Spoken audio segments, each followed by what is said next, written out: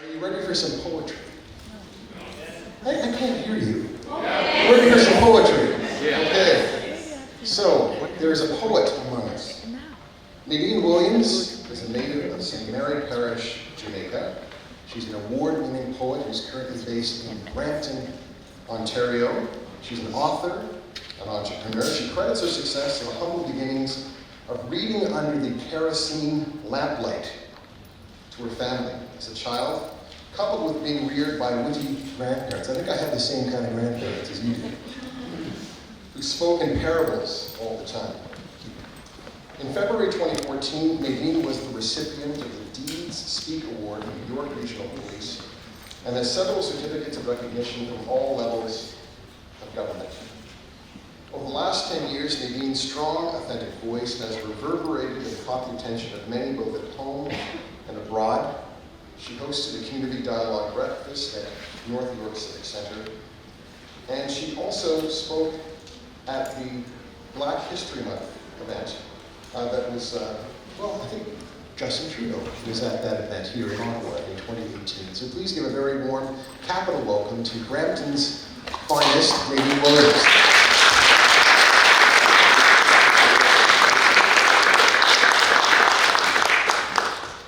Thank you. Good afternoon, everyone. I'm so excited to be here with you guys. My trek took me a little longer than I thought. Thanks to water. Hello. I had grandiose ideas of getting. It's a good thing I put on a proper traveling dress. In any case, yeah, that whole idea of sprucing up, it didn't happen. But I'm so excited to be here. I'm going to be very quick because I realize that I'm a little bit behind schedule. I have written a poem called The Immigrant Child, and it's found in my latest poetry book, Pen on Fire. The popularity of The Immigrant Child has grown so much that I have done the Immigrant Trilogy, which includes The Immigrant Child, The Immigrant's Child, and The Refugee's Child. So I'll start with The Immigrant Child. I am the immigrant child, born and bred on the fingers of bananas, backs of chickens, hearts of breadfruits, livers, tripes, and kidneys of cows. The immigrant child whose forefathers hoarded their monies to ensure that on September mornings there would be no bawling, since I, like the rest, could stand with the best and big up my chest and proudly tell the teachers good morning. Yes, I am the immigrant child, whose very large family shared 2 bedrooms and 1 veranda, who fumbled with bottle torches at nights to find the toilets. And though I may reside in 4 and 5 bedroom houses with en-suites attached, you know, there was a time when I had roofs that were thatched and patched to keep the waters at bay. Hey, hear me when I say, I am the immigrant child, who was embarked upon a land of promise, a land foretold many years ago, a land where milk and honey flows. The immigrant child whose migration and subsequent integration has made me a proud Canadian, entitled to all by the shores of Nova Scotia, Manitoba, British Columbia, Newfoundland, and Labrador has in store as much sap as my tongue can lap from the bark of the maple trees, while mastering as many degrees as my tuition fees deems feasible. I am the immigrant child, destined to fulfill the goodwill of those that sent me, those who themselves knew not this land of promise. I am the immigrant child, whose rich heritage oozes from my pores as I try to ensure that the doors of these great memories are open wide to impart a sense of humility and pride while being a guide to this generation and the generations after this. I am the immigrant child, born and bred on the fingers of bananas, backs of chickens, hearts of breadfruits, livers, tripes, and kidneys of cows. And I am the immigrant child who will die, humbly holding dear the heart of the breadfruit. Hold your applause. The immigrant's child. Hopefully I remember it. I am the immigrant's child, born into a community of immigrants, navigating a strange terrain dotted with poverty stain amidst much disdain, rising like the sun in the Serengeti at dawn and setting the table for a plate of spaghetti at dusk, rising from sunup to sundown to repeal this reel while fighting pigmentation myths in the midst. Here's the deal. I am cramming to pack it all in since deciding to be more than just mere looks. By generously indulging in these books, breaking down systemic barriers, jumping through hoops to be more than good at just shooting hoops, more than just good at peering through loopholes. Peering through these loopholes, wondering what those people's, oh gosh, I was trying not to read, but I'm gonna have to read. Sorry, it's still fairly new. This is what y'all do to help me here. It's the drive and the park. Oh my gosh, where do I park? And oh my gosh, I'm not dressed, I'm not wearing any makeup. The immigrant's child, okay, so I'm not gonna start from the top. Rising like the sun in the Serengeti at dawn and setting the table for a plate of spaghetti at dusk. Working from sunup to sundown to repeal this reel while fighting pigmentation myths in the midst. Here's the deal, I am cramming to pack it all in since deciding to be more than just mere looks by generously indulging in these books. Breaking down systemic barriers, jumping through hoops to be good at more than just shooting hoops. More than just finding loopholes, peering through these peoples, wondering what peoples, I really like that. Peering through these peoples, wondering what people's lives are like on the other side. The side where sweet potato fries replaces home fries and the choice of green sides are multiplied, where winding driveways drives a wave of awe and wonderment at the immensity of those basement bashments. I am the unabashed immigrant's child, born into a community of immigrants, determined to swat the lies and watch them drop like flies, because I will not a statistic make, but will instead strive and thrive with much drive and pride in my stride to make history instead. Though my straying terrain, dotted with poverty stain, causes many to go astray and to be looked upon with much disdain, it will never be a deterrent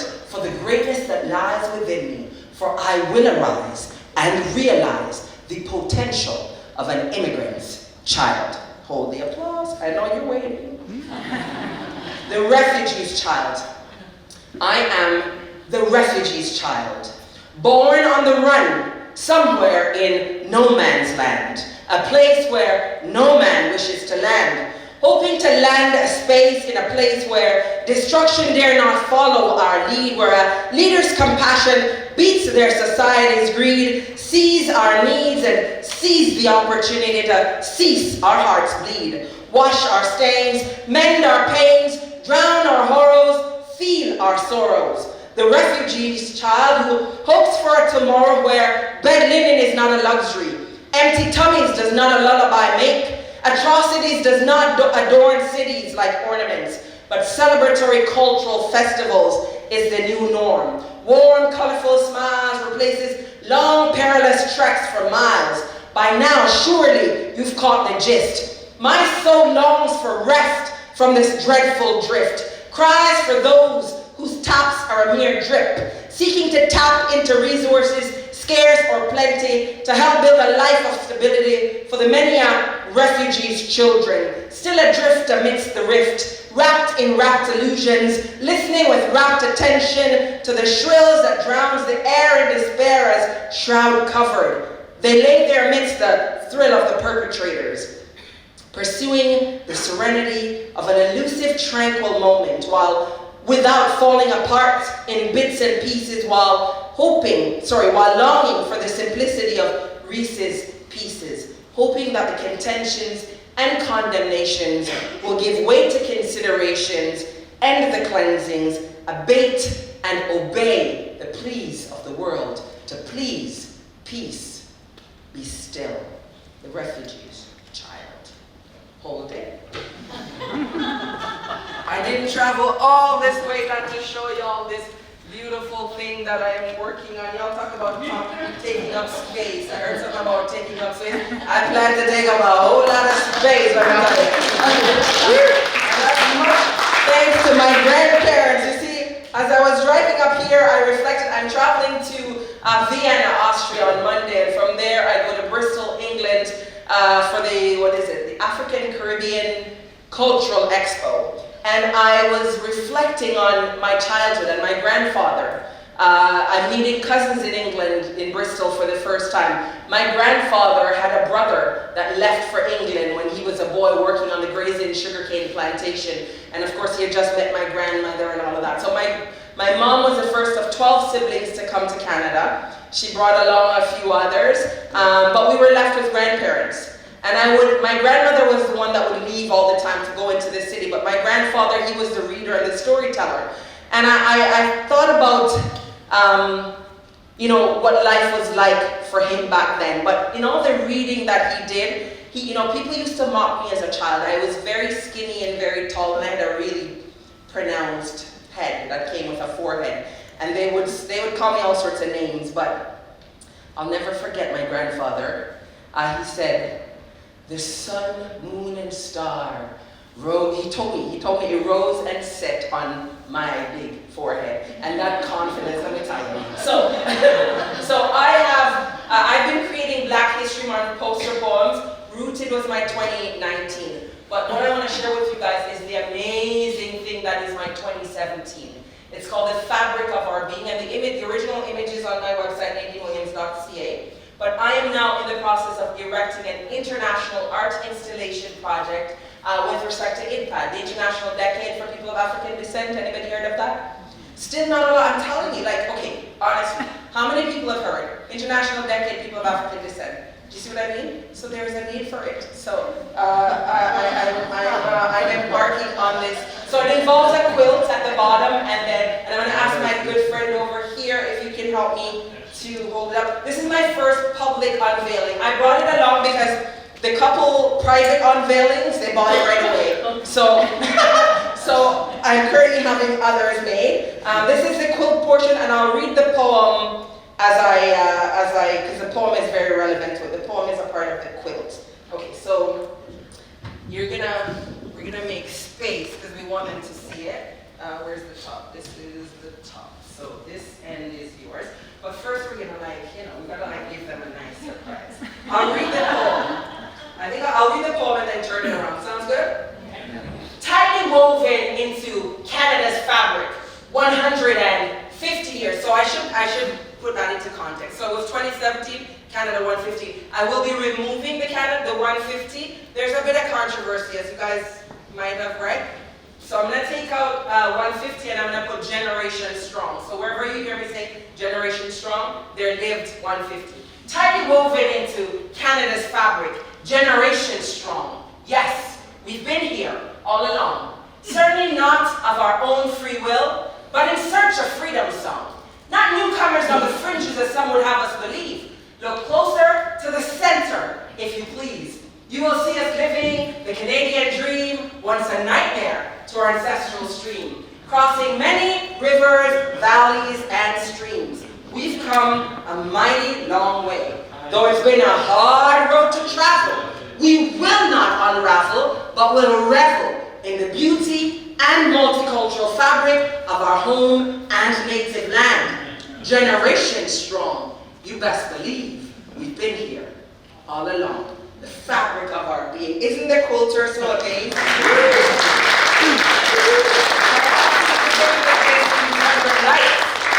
So in airports, Edmonton Airport was the first airport that said yes. This brilliant idea came to me because I had moved on. This was 2017. I did Viola's 10, which was in celebration of Viola Desmond, which was my 2018. Rooted, I'm talking about belonging, which is my 2019. But last year I saw a tweet. I'm not going to name the minister, but it's a minister who's supposed to know what IDPAD is. The UN has been inviting me to different events, so I'm very intimately familiar with IDPAD. In fact, I just put in my application for the fellowship. Y'all want to keep fingers? Okay. So I'm talking really fast because I know my time. Where was I? Oh yes, so what inspired it is, I saw a tweet from a minister last year that says the Canadian government had allocated $9 million for mental health funding for Black youth for DPAD. I'm like, DPAD? What is DPAD? So if the minister's, and I'm sure it's not the minister himself, but if the minister's office is tweeting out DPAD, there still needs to be some work. So this is the idea. Edmonton Airport, first airport that said yes. The Edmonton School Board partner with me, and the kids are now making their own quilt. There will be an interaction there. Austria, can you imagine? I'm going this country. Anyways, so this is the amazing quilt, and then the poem. It'll either go on top or on this side, depending on the size that I.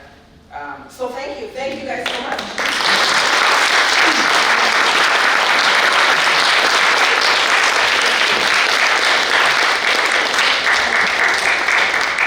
Oh, and I brought a few extra books if anyone's interested. Yeah. Just you know. Thank you. Nadine, thank you so much for that really extraordinary performance. You know, not everyone has the ability. Sometimes when people exude a certain confidence, we see them and we don't see ourselves. Right? Because they seem so far away from us. But Nadine, you have this kind of ability. My grandfather. To kind of but you have this ability to kind of invest us with confidence. So after your performance, you know, I think we felt elevated. You know, we felt good about ourselves. We felt lifted. Right? You were our advocate. You gave us oxygen and energy, and you really helped us to kind of push forward in the conversation we had this afternoon. So thank you so much for that.